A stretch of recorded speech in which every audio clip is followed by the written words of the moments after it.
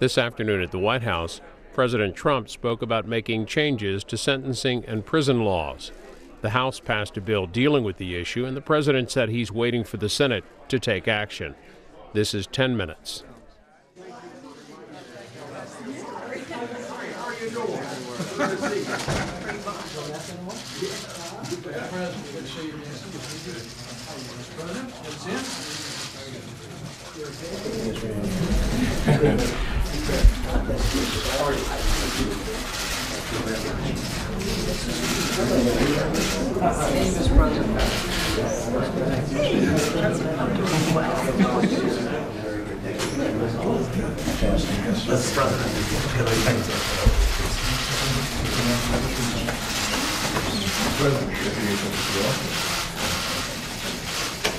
Hey, congratulations. More good work. Good work. More good work.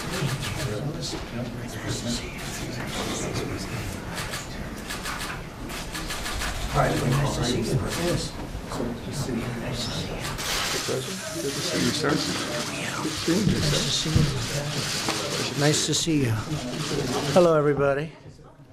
Thank you very much for being here. Appreciate it. And thank you very much, everybody. I'm grateful to be here today with members of the House and Senate who have poured their time, and they really have their heart and energy into the crucial issue of prison reform. A very respected man, Chairman Chuck Grassley, and my friend, where's Chuck? Chuck? Thank you, Chuck, very much. Worked hard on this. And Bob Goodlatte. I saw Bob here. Thank you, Bob. Great job. Senators Lindsey Graham, Mike Lee, Tim Scott, Rand Paul, and Doug Collins. Fantastic people who've worked so hard, and we appreciate very much what you've done. I really do. Thank you all very much. Working together with my administration over the last 2 years, these members have reached a bipartisan agreement. Did I hear the word bipartisan? Is that, There you go. did I hear that word? Huh? That's a nice word. Bipartisan agreement on prison reform legislation known as the first step. And that's what it is. It's a first step, but it's a very big first step. Today, I'm thrilled to announce my support for this bipartisan bill that will make our community safer and give former inmates a second chance at life after they have served their time. So important. And I have to tell you, I was called when I announced, and when we all announced together this news conference, by some of the toughest, strongest law enforcement people, including politicians, by the way, who are so in favor of it. And I was actually surprised by some, like, as an example, Mike Lee and Rand Paul and others. Now, it's got tremendous support at every level. It's really great.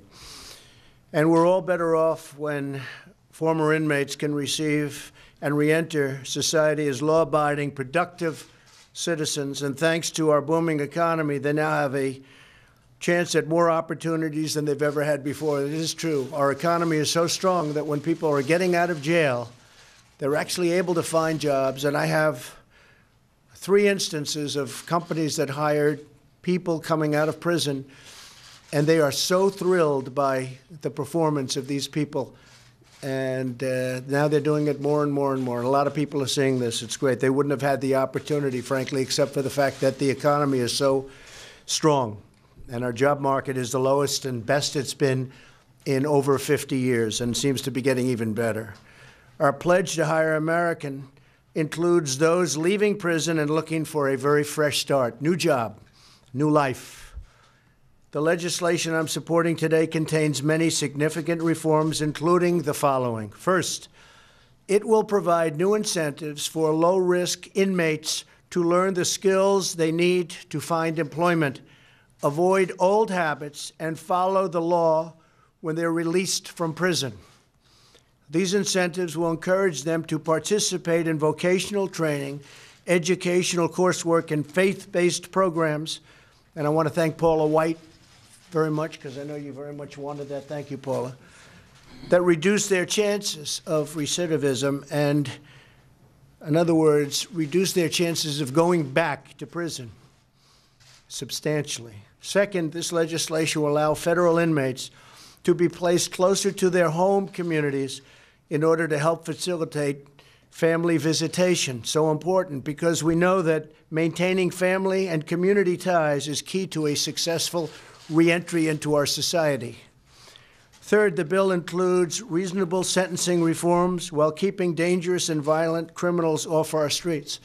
In many respects, we're getting very much tougher on the truly bad criminals, of which, unfortunately, there are many. But we're treating people differently for different crimes. Some people got caught up in situations that were very bad. I give an example of Mrs. Alice Johnson, who served 21 years, and she had, I think, another 25 or so to go. So she would have been in there for close to 50 years for something that other people go in and they get slapped on the wrist, which is also wrong, by the way, which is also wrong. But I'll never forget the scene of her coming out of prison after 21 years and greeting her family, and everybody was crying.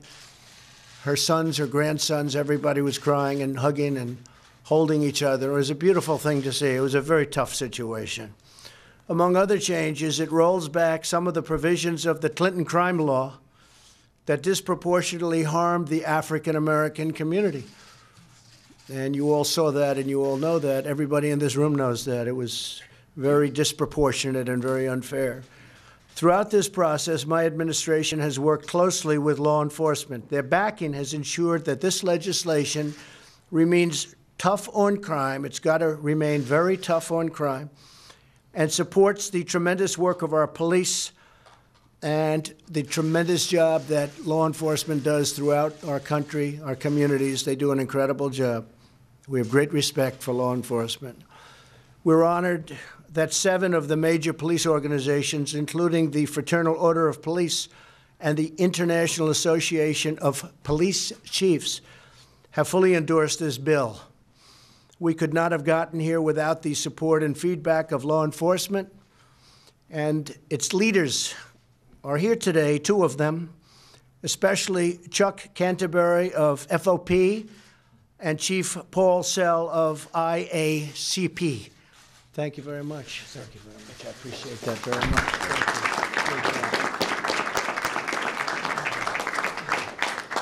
And these are 2 tough cookies.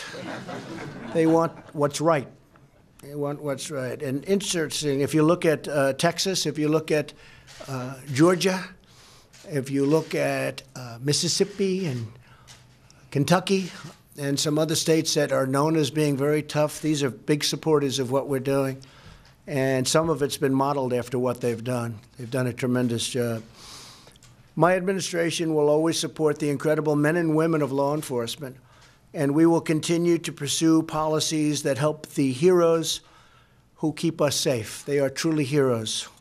We also thank the more than 2,000 leaders in the faith community who have signed a letter of support. We have tremendous support within the faith community, unbelievable support. Americans from across the political spectrum can unite around prison reform legislation that will reduce crime while giving our fellow citizens a chance at redemption. So if something happens and they make a mistake, they get a second chance at life. Today's announcement shows that true bipartisanship is possible, and maybe it'll be thriving if we're going to get something done. When Republicans and Democrats talk, debate, and seek common ground, we can achieve breakthroughs that move our country forward and deliver for our citizens. And that's what we're doing today, and I have great respect for the people standing alongside of me. I urge lawmakers in both House and Senate to work hard and to act quickly and send a final bill to my desk, and I look very much forward to signing it. This is a big breakthrough for a lot of people. They've been talking about this for many, many years. I want to thank Jared Kushner for working so hard on the bill. Thank you, Jared.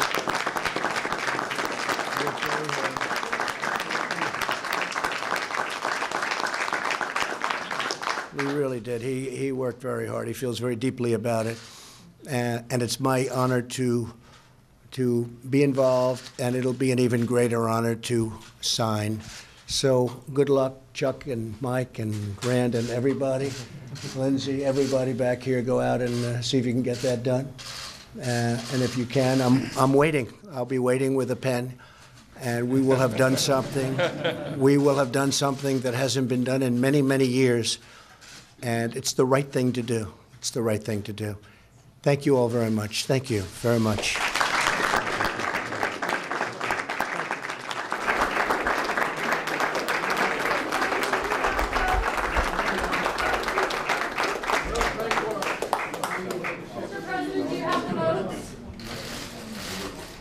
Mr. President, are you going to fire Mira Ricardel?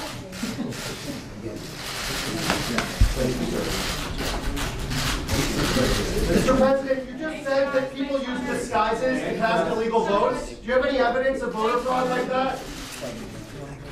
Do you have any evidence of people doing voter fraud? I make that false claim without